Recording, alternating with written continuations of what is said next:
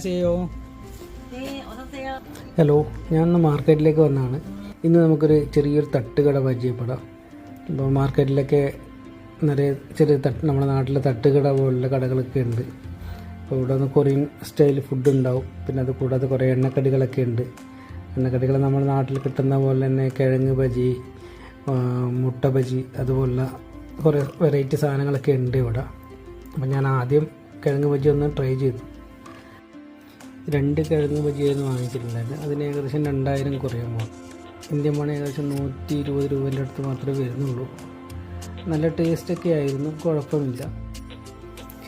Okay, by.